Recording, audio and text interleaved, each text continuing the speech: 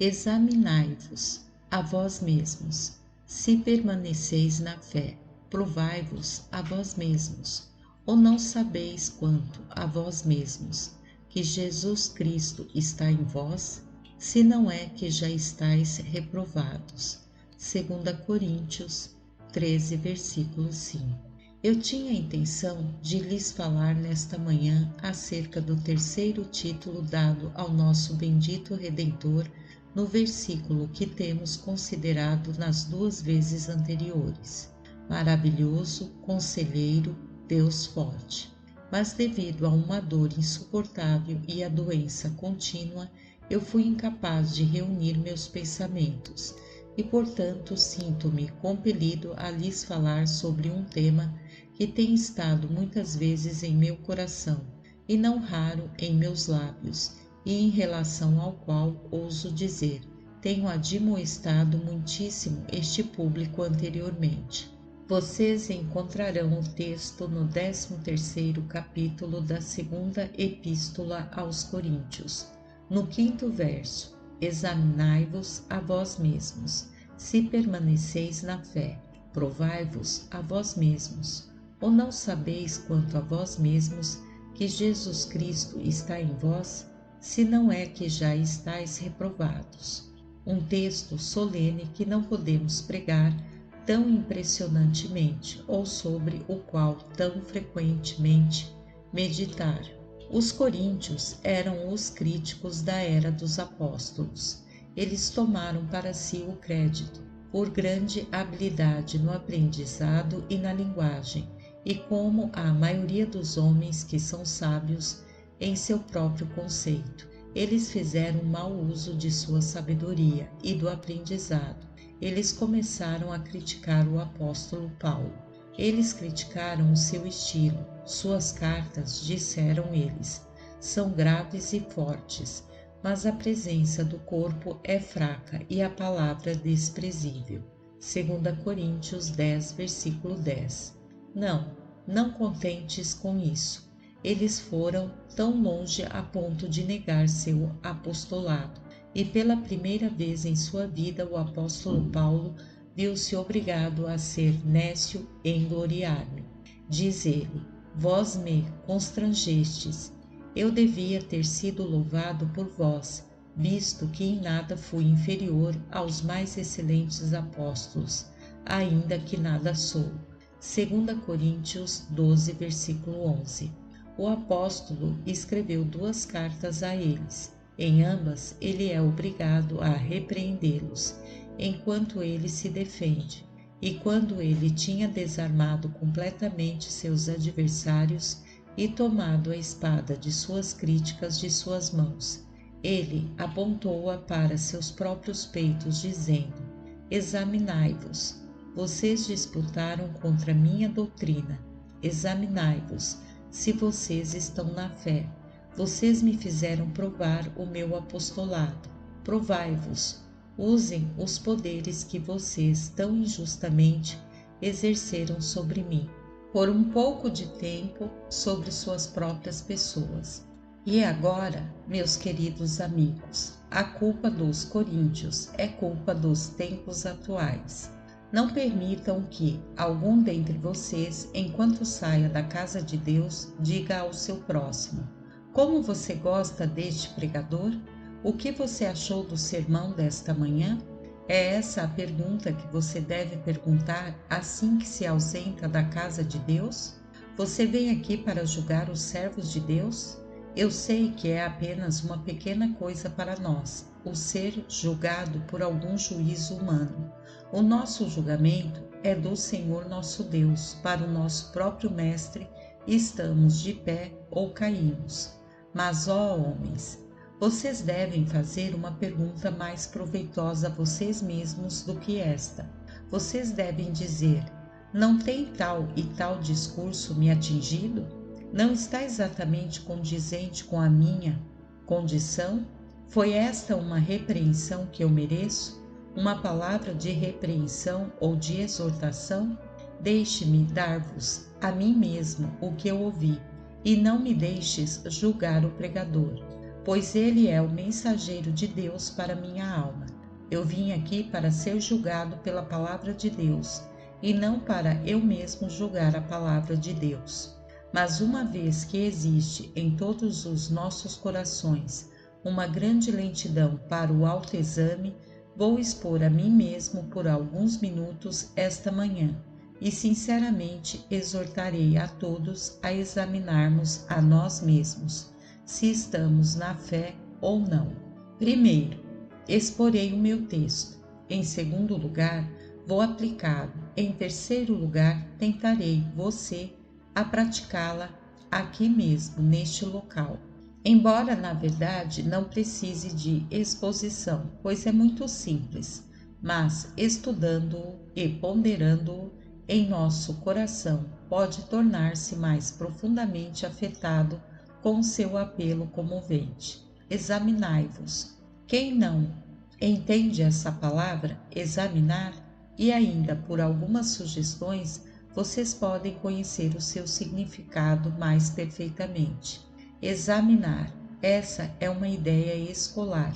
Um menino vai para a escola e em determinado tempo o seu mestre faz-lhe, através de suas etapas, perguntas para ver se ele fez algum progresso, se ele sabe alguma coisa. Cristão, catequize seu coração. Pergunte-lhe para ver se ele tem crescido na graça divina. Questione-o para ver se ele sabe alguma coisa sobre a piedade vital ou não. Examine-o.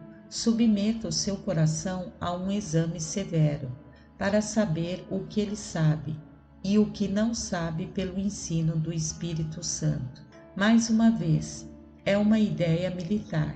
Examinai-vos a vós mesmos, ou testem a si mesmos.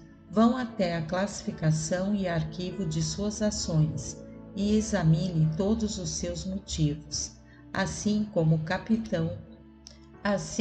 capitão faz revista diária e não se contenta em apenas examinar os homens à distância, não deve olhar para todos os seus equipamentos. Assim, bem farão vocês se olharem para si mesmos. Examinem-se com o mais escrupuloso cuidado. E mais uma vez, esta é uma ideia legal. Examinai-vos a vós mesmos. Vocês já viram a testemunha na cadeira quando o advogado foi examiná-la ou quando é interrogada. Agora observem, nunca houve um ladino menos confiável ou mais enganoso do que o seu próprio coração. E, como quando vocês estão examinando uma pessoa desonesta, alguém que possui segundas intenções para servir, vocês montam armadilhas para ele, para tentar pegá-lo em uma mentira. Façam assim com o seu próprio coração. O questionem em todos os sentidos, desta e daquela maneira, pois se há uma brecha para escapar, se há qualquer pretensão de auto-engano, tenha certeza de que seu coração traiçoeiro estará pronto o suficiente para valer-se destes. E, no entanto, mais uma vez, esta é a ideia de um viajante. Penso que, no original, tem esse significado. Vão em frente, sigam adiante, como um viajante que tem que escrever um livro sobre um país e não se contenta em ir apenas ao redor de suas fronteiras, mas vai, por assim dizer, desde Dan até Berseba. Ele vai em frente, cruza todo o país. Ele sobe o morro onde ele banha a testa ao sol. Ele desce para os vales profundos, onde ele só pode ver o céu azul como uma faixa entre os cumes altos das montanhas. Ele não se contenta em contemplar o largo rio, a menos que ele o cruze para a fonte em que ele surge.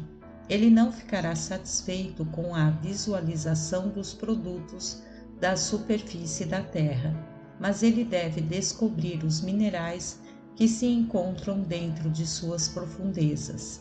Agora, façam o mesmo com o vosso coração. Examinai-vos a vós mesmos.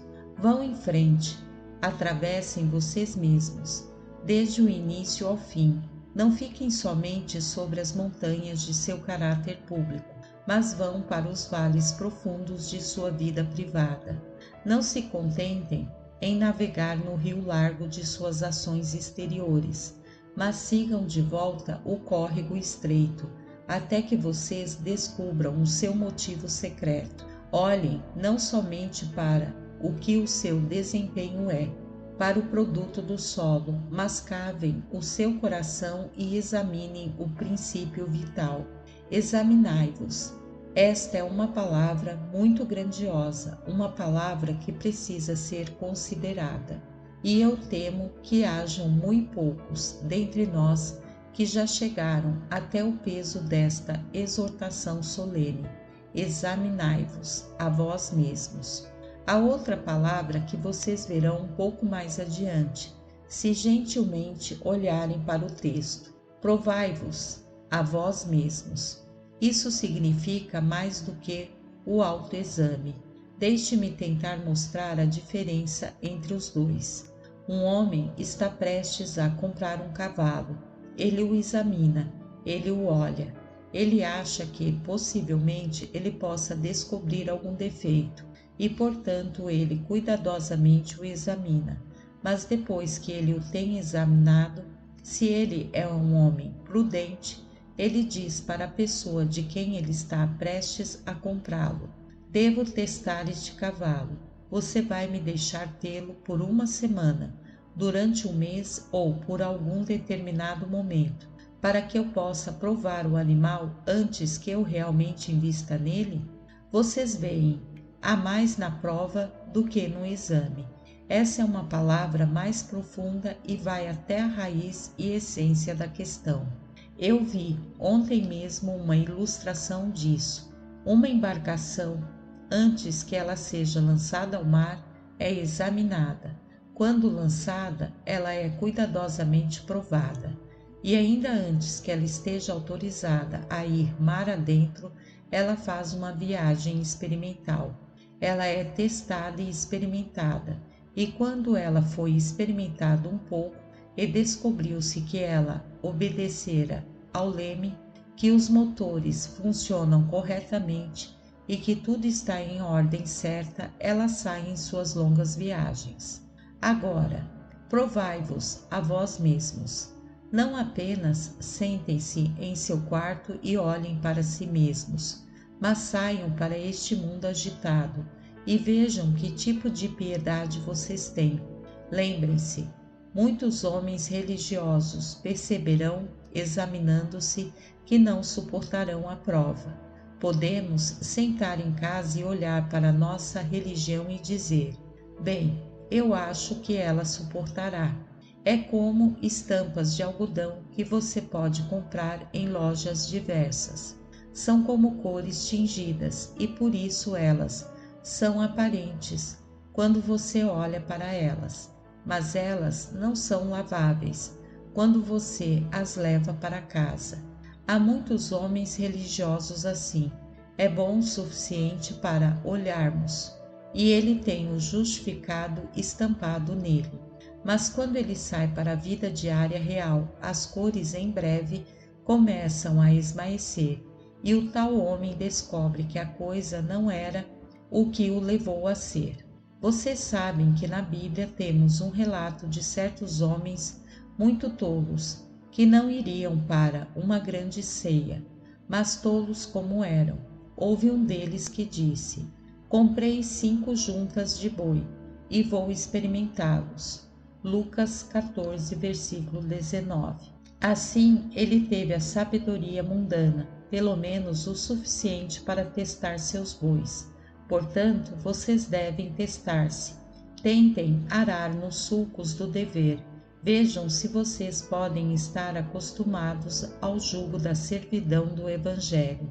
Não se envergonhem de colocarem-se em seu lugar. Tentem-se na fornalha da vida diária, para que não suceda que o simples exame do quarto detecte que vocês sejam uma fraude e vocês virão, afinal, a ser um náufrago. Provai-vos a vós mesmos. Há uma frase que eu omiti, a saber esta: examinai-vos a vós mesmos, se permaneceis na fé. Ó, diz alguém, você pode examinar-me se estou na fé. Eu sou um cristão ortodoxo, completo até o bom padrão de peso, genuíno. Não há qualquer receio de minha chegada a algo e ida um pouco além disso também. Ah, mas meu amigo, esta não é a questão. Eu quero que você seja ortodoxo, pois um homem que é heterodoxo em suas opiniões provavelmente será heterodoxo em suas ações. Mas a questão agora não é se você acredita na verdade de Deus, mas se você está na verdade de Deus. Somente para dar um exemplo do que quero dizer. Ali está a arca e um número de homens em torno dela. Ah, diz alguém, eu acredito que a arca vai flutuar. Oh, diz outro, eu acredito que a arca é feita de madeira de golfer e é forte da proa à polpa. Tenho a certeza que a arca flutuará. Venha o que vier. Eu sou um firme crente na arca. Sim, mas quando desceu a chuva e veio o dilúvio, eles não estavam acreditando na arca como uma questão de fato. Foi estar na arca que salvou os homens e somente aqueles que estavam nela naquele dia terrível de dilúvio. Então, pode haver alguns de vocês que digam do Evangelho de Cristo: eu acredito que ele seja de um caráter particular, e vocês podem estar muito corretos em seu julgamento. Vocês podem dizer: eu acho que ele seja aquele que honra a Deus e abate o orgulho do homem. Aqui também, vocês podem pensar muito bem, mas observem, não é de ter uma fé ortodoxa, mas estar na fé, estar em Cristo, refugiando-se nele, como na arca, pois aquele que tem a fé somente como uma coisa externa não está na fé, perecerá no dia da ira de Deus. Mas aquele que vive pela fé, aquele que sente que a fé opera nele e é para ele um princípio de vida, aquele que percebe que a fé é a sua morada, que ali ele pode obedecer, que é a própria atmosfera que respira e o próprio cinto dos seus lombos para fortalecê-lo. Tal homem está na fé. Mas repetimos novamente, toda a ortodoxia do mundo, a parte do seu efeito sobre o coração, como um princípio vital, não salvará um homem. Examinai-vos a vós mesmos, se permaneceis na fé. Provai-vos a vós mesmos. Não sabeis quanto a vós mesmos? Se vocês não fizerem isso, têm negligenciado seu estudo adequado, o que aproveita tudo mais que vocês sabem, se vocês não conhecem a si mesmos. Vocês vaguearam no estrangeiro, enquanto o tesouro mais rico estava em casa. Vocês se ocuparam com assuntos irrelevantes, enquanto o principal negócio tem sido negligenciado e arruinado. Não sabeis quanto a vós mesmos? E especialmente vocês não sabem deste fato, que Jesus Cristo deve estar em seu coração, formado e vivendo lá, ou então vocês estão reprovados? Ou seja, vocês são pessoas sem valor, pretensos vãs, professos espúrios. Sua religião é apenas uma vaidade e um espetáculo. Prata rejeitada lhes chamarão, porque o Senhor os rejeitou. Jeremias 6, versículo 30. Agora, o que é ter Jesus Cristo em você? O católico romano pendura um crucifixo no pescoço. Os verdadeiros cristãos carregam a cruz em seus corações. E uma cruz dentro do coração, meus amigos, é uma das curas mais doces para uma cruz nas costas. Se vocês têm uma cruz em seu coração, Cristo crucificado em vós, a esperança da glória. Toda a cruz dos problemas deste mundo irá parecer-lhes bastante leve e vocês facilmente serão capazes de carregá-la. Cristo no coração significa Cristo crer nele, Cristo amado, Cristo crido, Cristo desposado e comunhão com Cristo. Significa Cristo como nosso alimento de cada dia e nós mesmos como o templo e o palácio onde Jesus Cristo faz caminhadas diárias. Há muitos aqui que são totalmente estranhos ao significado desta frase. Eles não sabem o que é ter Jesus neles, embora vocês saibam um pouco sobre Cristo no Calvário. Vocês não sabem nada a respeito de Cristo no coração. Agora lembrem-se que Cristo no Calvário não poupará ninguém, a menos que Cristo esteja no coração. O filho de Maria, nascido na manjedoura, não salvará uma alma, a menos que ele também nasça em seus corações e viva lá como sua alegria, sua força e seu consolo. Ou não sabeis quanto a vós mesmos que Jesus Cristo está em vós? O segundo ponto foi o de aplicar o texto. Eu provei este, agora vou aplicá-lo. E aqui está o cabo de guerra. Que o Espírito do Deus vivo conduza a espada até seu próprio punho. Que agora o poder de Deus possa ser sentido em todos os corações, examinando e experimentando as rédeas. Examinai-vos a vós mesmos, se permaneceis na fé. Examinai-vos a vós mesmos. Em primeiro lugar, porque é um assunto da mais alta importância.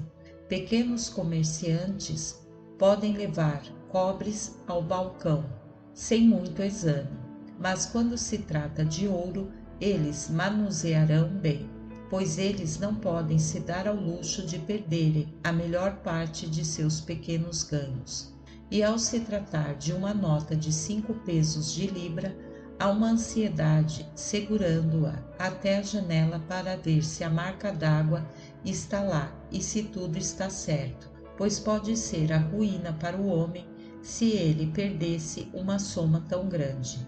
Há comerciantes e os homens de negócios. Se vocês estiverem enganados em matéria de suas próprias almas, vocês estão enganados de fato. Olhem bem para os títulos de propriedade de sua herança. Olhem bem para suas apólices de seguro de vida e de todo o negócio que vocês fazem. Mas, lembrem-se, todo o ouro e prata que vocês têm é como o restolho e escória da fornalha em comparação com o que está em questão agora. E a sua alma, a sua própria alma, sua alma nunca morrerá. Vocês correrão esse risco? Em tempos de pânico, os homens quase não confiam em seus companheiros. Eu pediria a Deus que houvesse um pânico neste dia, de modo que nenhum homem confiasse em si mesmo. Vocês podem confiar em seus companheiros muito mais seguramente do que podem confiar em si mesmos. Vocês pensarão, irmãos e irmãs, no que sua alma é, mais é a vida do que o sustento e o corpo mais do que as vestes. Lucas 12, versículo 23. Mas a alma é tanto mais valiosa do que o corpo, como o corpo é mais importante do que as vestes. Aqui estão as minhas roupas. Deixe-me ser roubado de minhas vestes, se meu corpo permanecer seguro. O que isso importa? E o meu corpo, o que é, afinal de contas, senão o pano que conserva e cobre minha alma? Deixe que fique doente, deixe que se torne como uma vestimenta desgastada. Eu posso me dar ao luxo de perder meu corpo, mas, ó Deus, eu não posso arcar com as consequências de ter a minha alma lançada no inferno. Que terrível perigo é o que você e eu estamos correndo, se não examinarmos a nós mesmos. É um perigo eterno, é um risco do céu ou do inferno, da graça eterna de Deus, ou de sua maldição eterna. Bem pode o apóstolo dizer, examinai-vos a vós mesmos. Mais uma vez, examinai-vos a vós mesmos, porque se vocês cometerem um erro, vocês nunca podem corrigi-lo, a não ser neste mundo. A falência pode ter perdido a fortuna uma vez, e ainda pode fazer outra, mas torne-se falido, falência espiritual, nesta vida e você nunca terá a oportunidade de negociar novamente pelo céu. Um grande general pode perder uma batalha, mas com habilidade e coragem ele pode recuperar sua honra por ganhar outra. Mas se for derrotado na batalha desta vida, você não pode mais cingir-se em sua armadura. Você é derrotado para sempre. O dia está perdido e não há esperança de você ser capaz de ganhá-lo novamente, nem mesmo a ponto de fazer uma tentativa. É agora ou nunca, homem. Lembrem-se disso. O estado eterno de sua alma paira em volta do hoje. Perca seu tempo, perca suas habilidades. Tenha sua religião em segundo plano, em relação ao seu sacerdote, seu ministro ou seu amigo, e no mundo vindouro você deverá lamentar eternamente por este erro, mas você não terá nenhuma esperança de mudá-lo. Permanente é o seu estado eterno. Poderia o homem se arrepender, mas então é tarde demais. Ali os atos de perdão cessaram, na fria sepultura em que nos precipitamos. Apenas escuridão, morte e longo desespero reinam em eterno silêncio ali. Examinai-vos a vós mesmos, pois muitos foram enganados. Esse é um assunto que eu vou comprometer-me a afirmar sobre a minha própria autoridade, a certeza de que cada um de vocês pode confirmá-lo por sua própria observação. Quantos neste mundo pensam ser piedosos quando não são? Você tem no círculo de seus próprios amigos pessoas que fazem uma profissão de quem você costuma ficar em espanto e se perguntar como eles se atrevem a fazê-la. Amigo, se outros foram enganados, você não pode ser também? Se alguns aqui e ali caem em um erro, não pode você também fazer o mesmo? Você é melhor do que eles?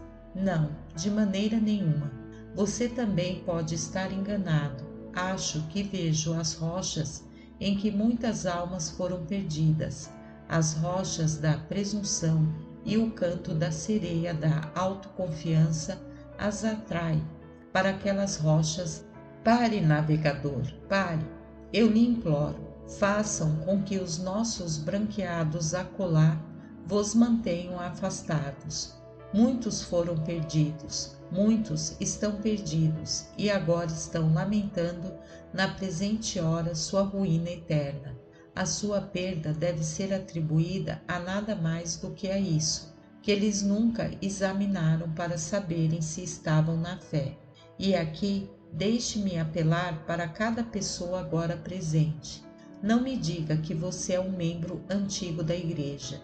Eu estou contente em ouvi-lo, mas ainda assim eu suplico a você, examine a si mesmo, pois um homem pode ser um professante da religião há 30 ou 40 anos e ainda pode chegar a uma condenação quando sua religião irá romper, afinal de contas, e relevar-se um galho podre da floresta.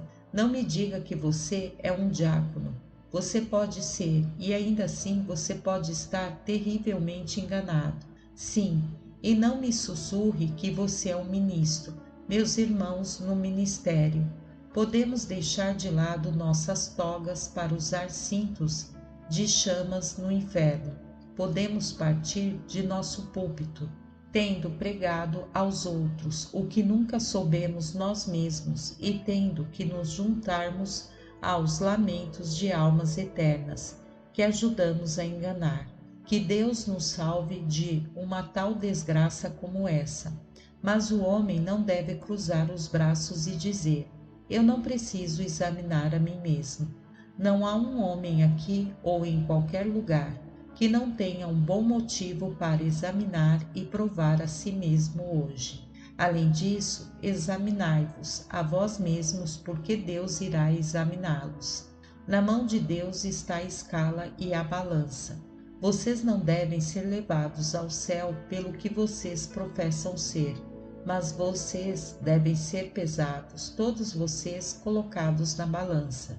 Que momento será este, comigo e com você, quando estivermos na grande escala de Deus? Certamente, se não fosse a fé no Senhor Jesus Cristo e pela certeza que seremos revestidos de sua justiça finalmente, poderíamos todos tremer, mesmo com o pensamento de estarmos lá, pois nós deveríamos sair da balança com esse veredito: pesado foste na balança e foste achado em falta. Daniel 5, versículo 27. Deus não tomará o seu ouro e prata pela aparência, mas cada um será purificado no fogo. Precisamos, cada um de nós, passar por um teste muito minucioso e escrutínio.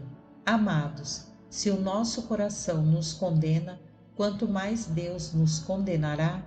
Se temos medo de examinar a nós mesmos, como podemos não tremer com o pensamento do exame terrível de Deus? Alguns de vocês sentem que estão condenados neste mesmo dia por uma criatura pobre como eu.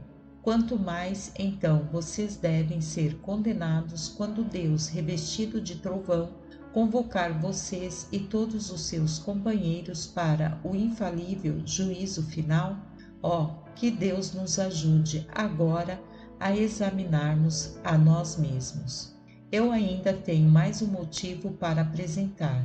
Examinai-vos a vós mesmos, meus caros amigos, porque se vocês estão agora em dúvida, a maneira mais rápida de se livrar de suas dúvidas e medos é pelo autoexame.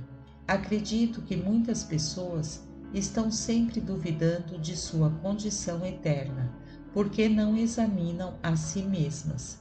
O autoexame é a cura mais segura para metade das dúvidas e medos que afligem o povo de Deus.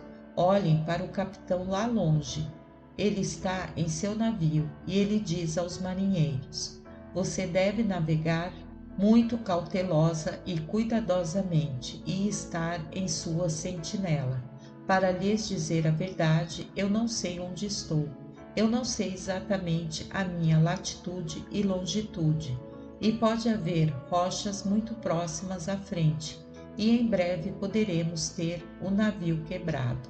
Ele desce para dentro da cabine, ele procura as cartas, ele leva uma inspeção dos céus, ele vem de novo e diz: issem cada vela e vamos tão alegremente como quisermos. Eu descobri onde estamos. A água é profunda e há um espaço de mar largo. Não há necessidade de vocês estarem em qualquer dificuldade. O exame tem-me satisfeito. E quão feliz você ficará se depois de ter procurado a si mesmo, você puder dizer: eu sei em quem tenho crido e estou certo de que é poderoso para guardar o meu depósito até aquele dia. 2 Timóteo 1, versículo 12. Porque então você prosseguirá alegremente e com regozijo, porque o exame teve um bom resultado. Mas, e se tivermos um mau resultado, melhor que você o encontre agora do que quando for tarde demais. Uma das orações que eu desejo fazer muitas vezes enquanto eu viver é esta: Senhor, deixe-me saber o pior do meu caso. Se eu tenho vivido em um falso conforto, Senhor, tire-o de mim. Deixe-me saber o que eu sou e onde estou. Sim, deixe-me pensar muito duramente sobre a minha condição diante de ti, em vez de pensar muito seguramente, e, então, ser arruinado pela presunção. Que esta possa ser a oração de cada coração e seja ouvida no céu. E agora, como vocês devem examinar a si mesmos, eu buscarei ajudá-los, embora tenha que fazê-lo muito brevemente. Primeiro, se vocês forem examinar a si mesmos, comecem com a sua vida pública. Você é desonesto? Você pode roubar? Você pode jurar? Você é dado à embriaguez, à impureza, à blasfêmia? Toma o nome de Deus em vão e viola do seu dia santo? Faça este pequeno exame consigo mesmo. Não haverá necessidade de submeterem-se a quaisquer testes. Os que cometem tais coisas não herdarão o reino de Deus. Gálatas 5, versículo 21. Você está reprovado. A ira de Deus permanece sobre você. João 6, versículo 36. Seu estado é temeroso. Você está amaldiçoado agora, e se você não se arrepender, você será amaldiçoado para sempre. E, no entanto, cristão, apesar de seus muitos pecados, você pode dizer: pela graça de Deus, sou o que sou, e busco viver uma vida justa, piedosa e sóbria no meio de uma geração corrompida e perversa? Lembrem-se, cristãos professos, através de suas obras sereis julgados no último. Suas obras não podem salvá-lo, mas elas podem provar que você está salvo, ou se elas são obras malignas, eles podem provar que você absolutamente não é salvo. E aqui devo dizer que cada um de nós temos um bom motivo para tremer, pois os nossos atos externos não são os que nós desejamos que eles sejam. Vamos para as nossas casas e caiamos sobre o nosso rosto e clamemos novamente: Deus, tem misericórdia de mim, pecador. E vamos buscar mais graça para que, doravante, a nossa vida possa ser mais consistente e mais conformada com o Espírito de Cristo. Novamente, um outro conjunto de testes privados. Como está a sua vida privada? Você vive sem oração, sem examinar as Escrituras? Você vive sem ter pensamentos de Deus? Você pode viver como um estranho habitual ao Altíssimo, não tendo amor a Ele e nem o temendo? Se assim for, eu faço o trabalho do exame nesta questão. Você está em fel de amargura e em laço de iniquidade. Atos 8, 23. Mas se você é reto de coração, você será capaz de dizer: eu não poderia viver sem oração. Eu tenho que chorar por minhas orações, mas ainda assim eu choraria 10 vezes mais se eu não orasse. Eu amo a palavra de Deus, é a minha meditação o dia todo. Eu amo o seu povo, eu amo a sua casa, e posso dizer que as minhas mãos são muitas vezes levantadas para cima em direção a Ele. E quando meu coração está ocupado com os assuntos deste mundo, está muitas vezes elevado ao seu trono. Este é um bom sinal, cristão, um bom sinal para você. Se você pode passar por este teste, você pode esperar que tudo esteja bem. Mas vá um pouco mais fundo. Alguma vez você já chorou pela sua condição de perdido? Alguma vez você já lamentou seu estado perdido diante de Deus? Alguma vez você já tentou salvar a si mesmo e encontrou um fracasso? E você tem sido levado a confiar simples, total e inteiramente em Cristo? Se assim for, então você passou em um teste muito suficiente. Você tem agora a fé em Cristo, uma fé que te faz amá-lo, uma fé que lhe permite confiar nele nas horas mais sombrias. Você pode dizer, em verdade, que você tem uma afeição secreta pelo Altíssimo, que você ama seu Filho, que seu desejo é andar em seus caminhos, que você sente a influência do Espírito Divino e busca todos os dias experimentar a comunhão do Espírito Santo mais e mais? E finalmente, você pode dizer que Jesus Cristo está em você? Se não, você já está reprovado. Embora esta palavra seja cortante, você é um réprobo. Mas se Jesus Cristo está em seu coração, embora seu coração às vezes esteja tão sombrio que você mal possa dizer que ele está lá, você é aceito no amado, e você pode alegrar-se com gozo inefável e glorioso. 1 Pedro 1, versículo 8. Eu pretendia ter ampliado o assunto, mas é impossível para mim ir mais longe. Devo, portanto, dispensar-lhes com uma bênção sagrada. Amém.